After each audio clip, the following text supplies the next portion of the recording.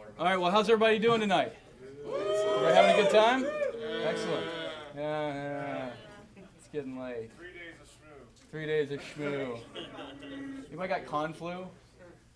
Nobody? Anyone gonna admit it? Somebody? Oh, you brought it. Thanks for sharing. I didn't con clap. Yikes. All right, well, hello everybody. I am Richard Baitlick. Got your back. Yeah, that's right.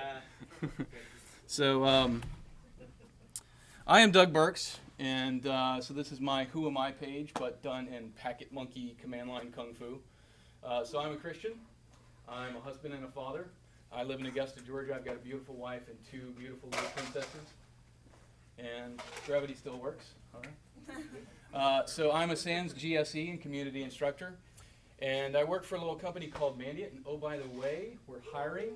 It's a great company. We do great work, and we've got great folks. If you're interested in more information, please see me or Richard Baitlick. And you can catch me on Twitter at Doug Burks. And if you'd like to live tweet this event, you can use #SecurityOnion. So Mubix asked me to go as quickly as I can, and I've got like hours of material. Woo-hoo. So you folks are going to have to listen quickly. In the immortal words of Jerry Reed and Smokey and the Bandit, we got a long way to go, but a short time to get there. Okay? Watch that bandit run. Watch that bandit run. That's right.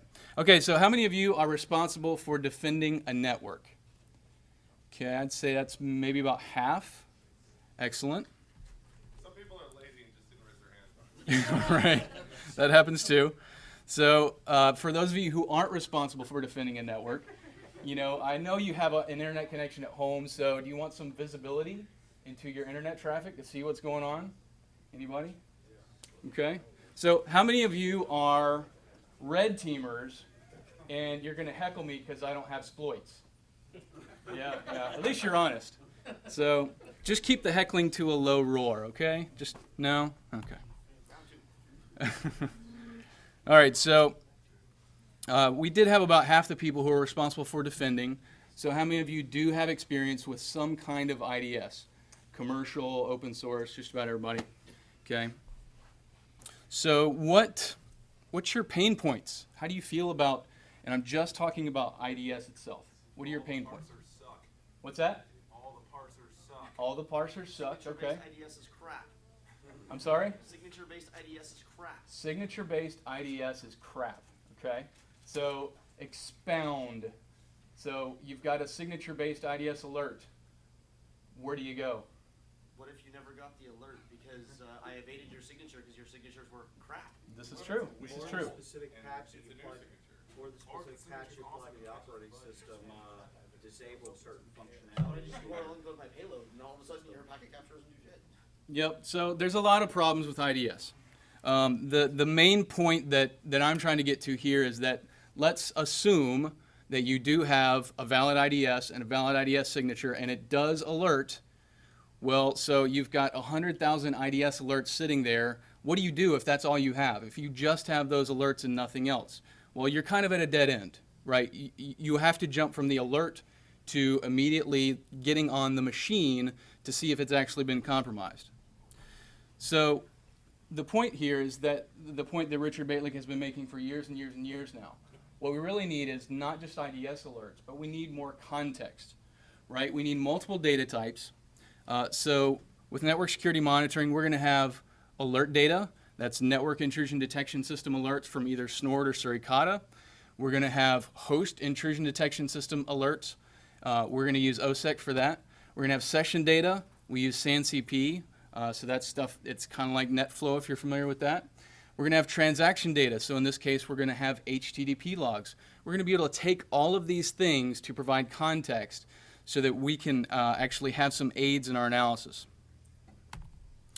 All right, so in order to take and get all of that data, right, you've got to do all of this stuff here, right? So it's a big jigsaw puzzle. You've got all these pieces and you've got to put it together. It's not impossible, but it's time consuming, right? So we need to be spending our time actually defending our networks rather than doing system administration. So what's the answer? Well, in my opinion, the answer is Security Onion, right? So it's a free Linux distro. for network security monitoring. I've taken all the work out of it and made it easy. So this past week I did a test. I took my Security Onion ISO image, I booted it up, I ran through the Ubuntu installer, rebooted, ran through the setup wizard, did next finish, and within 8 minutes had a totally configured network security monitoring system fully ready to go. So as I said, it's next finish. So how about a little demo action? So here we've got a VM. I've already done the Ubuntu installation. I've rebooted, and I'm going to run setup. All right, so welcome to Security Onion Setup. So we're trying to give those guys who are just like Windows guys, you know, give them a nice warm fuzzy feeling to be able to get through this thing as quickly and easily as possible. So yes, I want to continue. So you immediately have a choice. It's like a choose your own adventure, right? You can either do quick setup or advanced setup. In this case, we're just going to do quick setup. What do you want your username to be? So we'll be creative and we'll choose Doug. What's your email address? Doug@example.com. Password. Password. How about that? At least it wasn't 1, 2, 3, 4, 5, right? Only an idiot would have that password. Okay. So at this point in time, we've entered all the information that we have to enter. This is it. So now the setup wizard is going to take over, proceed with the changes. So it's now taking and configuring every piece of software on the system that we need, from Snort to Daemon Logger to OSEC to Squeal itself to pads. We don't have an internet connection. That's fine. We don't need rules. We've already got rules. Yep. I'm sorry? Interface selection. Interface selection. So when the wizard is done, you'll be able to use any one of 3 different interfaces. You can use Snorby, you can use Squirt, or you can use Squeal. Sorry, Etho 0, Etho 1, Etho 2. Oh, okay. So the quick setup by default will automatically set up all interfaces that it finds. In this case, we only have ETH0. If you choose advanced setup, then it's going to give you a list of all the interfaces and you can specify. Okay, so Security Onion setup is now complete. Bro logs can be found in NSM Bro, so Richard already covered Bro. So Bro's up and running right now, watching the network interface. You can view IDS alerts, as I said, using Squeal, Squirt, or Snorby. This is talking about the rules. So we use pulled pork to download the rules. That's set up to run every day at 7:01 a.m. And this tells you how you can go and modify that if you need to enable or disable specific rules.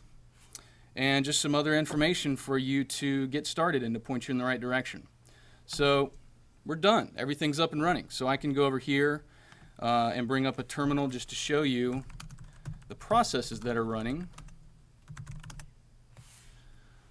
So here you can see that we've got our Squeal server, and we've got all of our processes listening on ETH0. So we've got the PCAP agent, the SANCP agent, the Snort agent, PADS agent, Snort itself, Barnyard, SANCP, PADS, Daemon Logger for full packet capture, Argus, HTTPry, and then we get down into the HID section. So we've got OSEC running, and we've got Bro running. So we're done. Everything's up and running. Okay? So the first thing we can do, as I mentioned, you've got 3 different interfaces you can use, and it's your choice, whatever you like best and whatever suits your workflow the best. So we're going to start with Snorby. So my good friend Dustin and Jason, they've done a great job on Snorby. And Don't trust it, man. don't trust it. So we log in here using the credentials that we specified in the installer.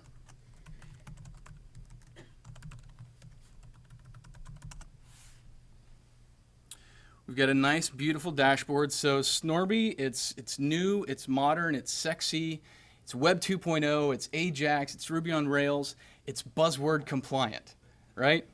So you've got the dashboard. You can go over to the Events tab. Of course, we don't have any events right now, but we can use TCP replay and a couple of PCAPs to generate some traffic.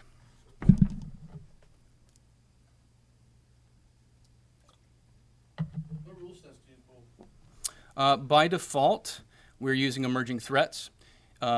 if you choose the advanced setup, you can choose between emerging threats free, emerging threats pro, snort and VRT, and a combination of the two. You have spots for link codes and stuff in there? Yes.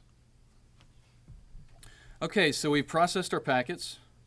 So now if we go back and refresh our events tab, we've got events.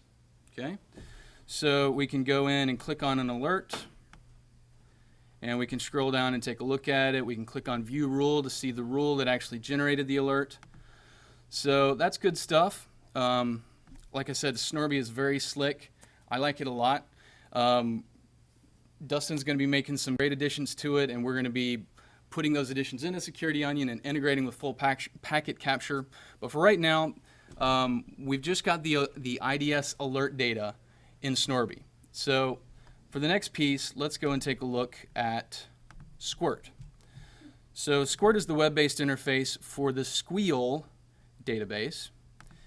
And because it's interfacing with the Squeal database, we get a few more alert types, a few more data types. So we've logged in. We see our dashboard, kind of like with Snorby. But notice that we do have some different agent types. So we've got our snort, our standard IDS alerts. We've also got our SANCP, that's our session data. We've got PADS, Passive Asset Detection System, and our OSEC, Host-Based Intrusion Detection System alerts. So we can go across the top here. We can look at signatures. We've got nice, pretty charts, nice, pretty graphs on the IP tab. If we had an internet connection, we could do geo-IP lookups on the IP addresses, if you're into that sort of thing. We go over to the Query tab, go down to Event Detail and Submit. And then this is going to show us our IDS alerts. And we'll also see things like the PADS alerts. So it's showing us the assets that it finds on our network. And here are our HTTP events. So here we can see this is giving us more context as to what happened. Okay, giving us more markers to give us an idea of where we are and looking through all of these needles in the haystack. So we can go and drill into an alert. So we could click on here. And again, we see the same kind of stuff. We see the actual packet payload. We can click on the signature to get the original rule that generated it. And so that is Squirt. So now, really for me, the powerhouse is the Squeal client itself, right? So imagine that we've got a full incident team. We've got junior analysts, senior analysts, and so in this case, we actually want like a real, we want to install Security Onion in a VM on our workstation and use that as our analyst console. So this is my analyst VM. So here I'm going to launch the Squeal client. Launch the Squeal client. And log in. It would help if I connected to the right host.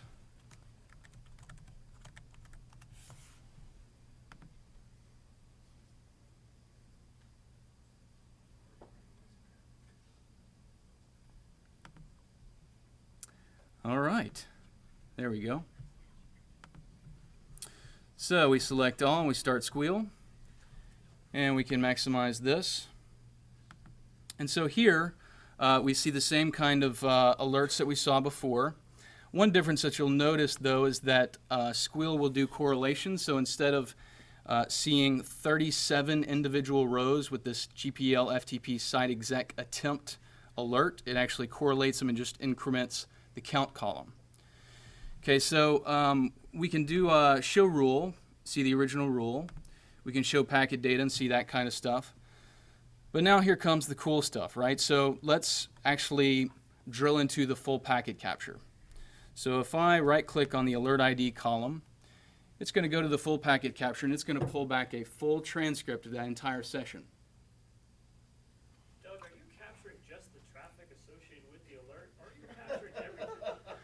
I am capturing everything. Why would you want to do that? Why would you want to do that? Well, the problem with just the IDS alert is it's just the IDS alert. It's just the little tiny piece of traffic that tripped the rule.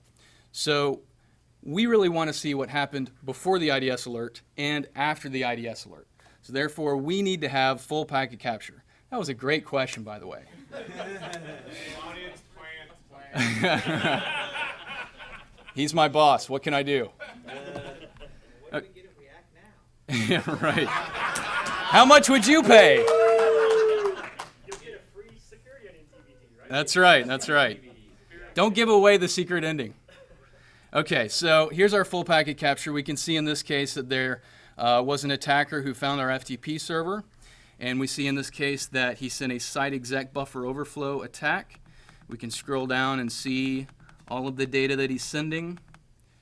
And eventually down here somewhere, we will see that he runs binsh, he runs ID, he realizes he's root, he starts looking around on the box, and we can track his every move in that session.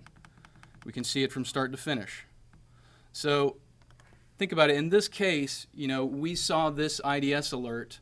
If we didn't have the full packet capture, we'd probably have to go get on that box and start doing forensics to figure out what actually happened. Okay, so this saves us time. We need to be saving time, right? So that's the Squeal client. Now the other thing that we can do, instead of just pulling the ASCII transcript, we can pull it into Wireshark.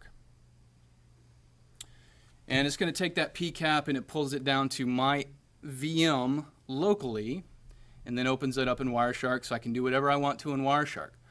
But now here's the cool thing. Now that I have that PCAP locally on my analysis workstation, so I can use all the other tools that I have in Security Onion that are in this menu here to look at that PCAP, right? So I can fire up Network Miner. And yes, this is not Windows. So I can go and open. Are you loading that with Wine right now? No, I'm actually using Mono. Network Miner was recently rewritten to run under Mono. Will not run under 64-bit though. It just makes life unhappy. Ah, good point. Thanks.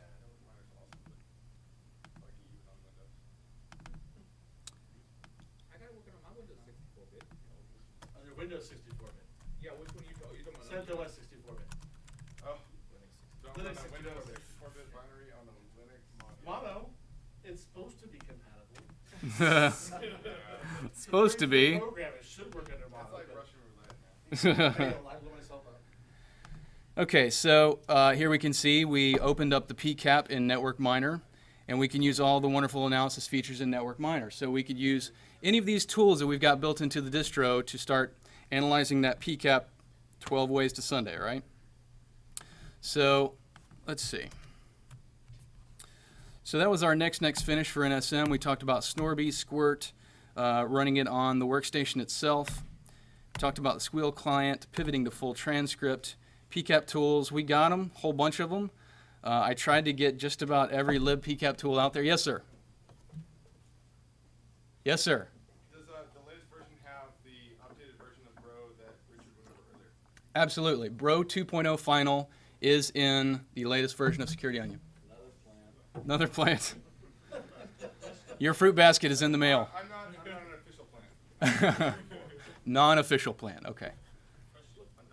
Yes, plant. If I install it and you update it, is it, can I do like an apt-get and it'll update the distro for me? Or? Currently, the updates are not done through apt-get. I have an update script. It's a bash script. So I package the updates, I put them up on SourceForge, and then I have an update script that goes and pulls them down. What I'll talk about in a little while is the future, the next version that's going to come out, and it will be hopefully in a real Launchpad PPA, so you can just do apt-get update. You can update the base through apt-get update. Yeah. You're not going to be able to update all the things he's added. Good question. All right, Network Miner, we talked about that.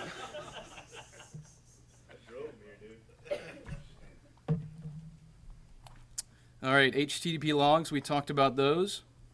So again, just all the different data types that we can collect that are going to aid us in our investigation.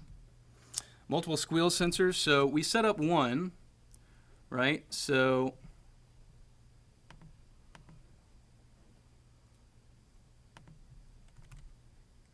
Oh, I did the wrong VM. Oh well.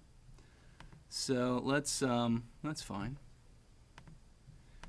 So on this VM, we're going to configure this to be our second sensor, right? So we can have a whole army of sensors reporting back to a central Squeal server. So here we're going to run the setup wizard. And we're going to say yes, continue. In this case, we're going to say no, use advanced setup because we want more control. We're going to choose sensor, and we're going to point it at the IP address of the master and a username so we can log in and do some configuration. So by default, we choose Snort. You can also choose Suricata if you'd like to use Suricata as a new IDS engine as a competitor to Snort. But for now, we're going to keep the default of Snort. Here's to your question where you would select which interfaces you want to listen on. You can choose one or as many as you want. All right, so it's collected all the information that it needs, and we can proceed with the changes. So again, the setup wizard is going to go through and configure every piece of software on the system, and it's going to connect to the server so it can finish the configuration.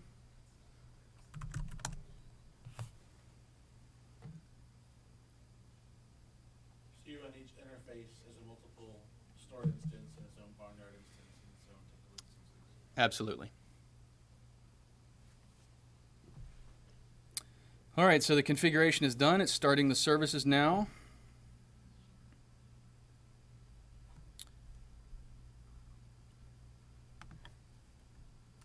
And it's done. So now we can do the same thing we did before. We can use our TCP replay. And we can send our PCAPs to the interface. All of those processes that are listening on ETH0 are going to pick up that traffic and start processing alerts. So we'll give it a couple of seconds to complete. Should be enough. So now I can go back into my Squeal client. I can go up and change monitored networks. Notice now that I have two new networks to monitor. I have my slave sensors, so I can select all and start Squeal. And if I expand this sensor column, you'll see my original alerts that we had here were for the master, the original one that we set up. Now we're seeing stuff from the slave. So now within, 20, 30 minutes, we just set up an entire distributed Squeal sensor system, pretty much automatic. Okay. So another thing we can do is we can use our HTTP logs. We can hunt for evil user agents. I win at pictures. Thank you. That's all I care about. That's the only reason why I'm here. So there's a post out on paul.com that details how to do this. Just a little bit of command line kung fu. We've got these standard ASCII text logs being produced by HTTPry. So you just run through there, and it's very easy to pick out things like Bob's Evil Clown command and control agent, or just look through for some outdated software. So Bro IDS, Richard already covered this. Some very cool stuff there that you don't get with a traditional signature-based IDS. So, I mentioned before that you can choose either Snort or Suricata. Regardless of which one you choose, you're always going to have Bro running in addition to those. All right, so NIDS is great, but what about HIDS? So I did mention before we have OSEC, which is our host-based intrusion detection system. It's monitoring the local logs on the sensors themselves, and it can also receive logs from OSEC agents, which, by the way, are cross-platform. So you can install the OSEC agents on Unix servers, Linux servers, Windows servers. I would especially recommend installing the agent on your Active Directory domain controllers. Pull all that information back to OSEC and have it do analysis. And all of those OSEC logs, oh, by the way, it can also receive from standard syslog. So you can bring all those logs into OSEC, it'll do analysis, store it in the file system, then we've got an agent that sends those alerts up to Squeal. So you can actually see those. Let's see, do we have some? There's one right there. We could actually make some, so let's see. Let's SSH to 192. Yep. 1, 2, 3, 4, 5. All right, so let's see. So there you go. OSEC saw an SSH brute force attempt, and it let us know that. So we've got some monitoring for that. And think about it too. So you've got SSH brute force attacks going on. If you've got any kind of a server sitting on the internet with port 22 open, you're seeing brute force attacks, right? But Snort can alert on that just based on the send packets that it sees to port 22, but it's not going to be able to see inside that traffic due to the encryption. But OSEC, since it's monitoring the logs, it can actually see what usernames are being attempted by the attacker, if that information is of interest to you. All right, so let's see. So one great example is Shmoo Lab. So who was at Shmoocon this weekend? Good number of people. So Security Onion was up and running in the Shmoo Labs. It was monitoring all the traffic. My good friend Liam Randall, Hectaman on Twitter, he set this up. He brought this beefy server that you see here, and it ran like a champ. So what's the future of Security Onion? So next month, I mentioned before we're using HTTPry for our HTTP logs, but since we already have that in Bro, we're going to switch that over and start using Bro's log and get rid of HTTPry. I think Richard mentioned before StreamDB, which is an excellent kind of alternative to OpenFPC and its web-based interface to full packet capture. We're going to look at integrating that into Snorby so you can go into Snorby, look at your IDS alert, pull your stream out. Then in March, Martin's also got another project called ELSA, which is a lot like Splunk, except it's free and open source. So then we'll be able to take all of our OSEC logs, all of our Bro logs, put them into ELSA, and then you can just very quickly query and start doing hunting through your logs. After that, in April, Ubuntu 12.04 is coming out. So then I will begin the long, hard journey of rebuilding the entire distro using Ubuntu 12.04, doing 64-bit. And as I mentioned before, I hope to implement a proper Launchpad PPA. So all you have to do is apt-get update, and everything will come down to you. All right, so if you are interested, where do you go now? I thought about putting the picture of Axl Rose singing Sweet Child of Mine, but yeah. So securityonion.blogspot.com, that's my site. That's where I post all the information about updates that I publish, and additional links there for download and install, some frequently asked questions, a mailing list, whoops. And as of last night, my good friend Scott set up an IRC channel for us, Security Onion on irc.freenode.net. So if you're, I was going to say while you have your browser open, if you've got your iPhone and you're on my site, I would have you go vote for Toolsmith Tool of the Year, but they don't allow voting from mobile devices. So please, if you like Security Onion, if you like the project, when you get home on your machine, please vote. There's a link on my website. So one last thing in honor of Steve Jobs, his one last thing. Free Security Onion DVDs till they run out. Are they still at the table? Yes. Excellent. So guys, help yourself. And thanks to Scott for burning all those DVDs. All right. Thanks, everybody.